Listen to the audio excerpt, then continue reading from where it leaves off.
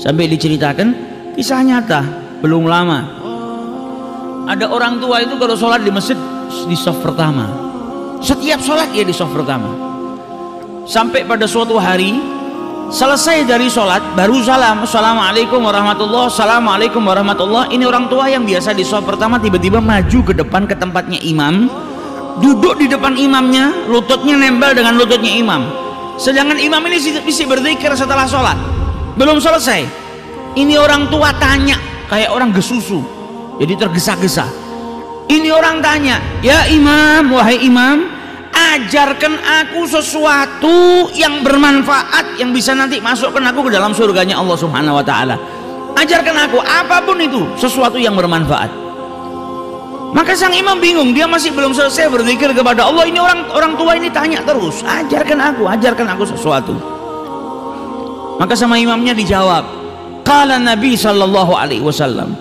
Nabi sallallahu alaihi wasallam bersabda, kalimatan, ada dua kalimat, habibatan ilar rahman, sangat dicintai oleh yang maha pengasih lagi maha penyayang.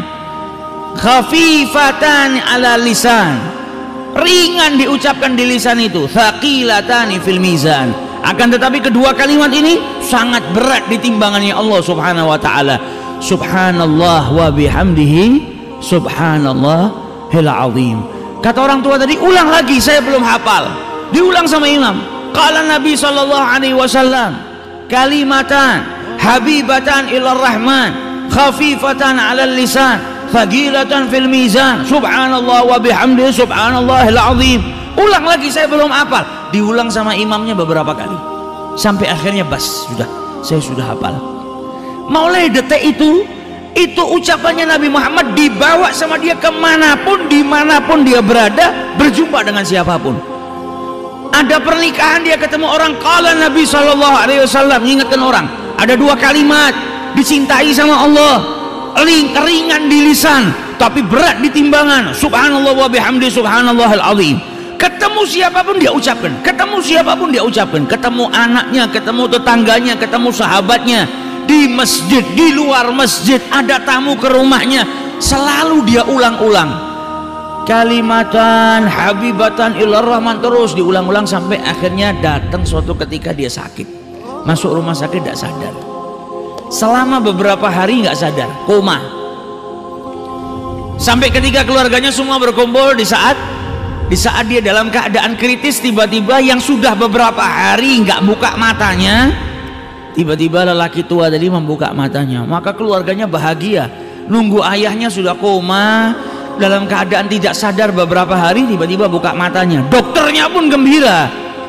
Ketika dokternya hendak memeriksa si pasien tua tadi, dipegang sama yang tua tadi. Yang tua tadi memegang dalam keadaan kedua matanya terbuka sambil berkata, ya dokter, wahai dokter, Nabi Shallallahu Alaihi Wasallam bersabda kalimatan, dua kalimat dicintai sama Allah, ringan di lisan ketika diucapkan, namun berat di timbangannya Allah Subhanahu wa ta'ala. Subhanallahi wa bihamdihi, subhanallahil azim.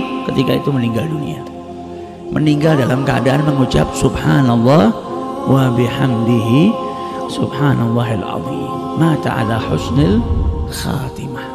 Nah ini kalau sudah dibiasakan, terbiasa.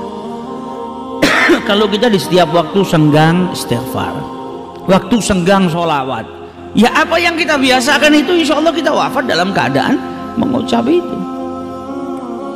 Kalau terbiasanya malah ngomong kotor, ya akhirnya kita wafat juga dalam keadaan berbicara kotor. Wa'iyadzubillah.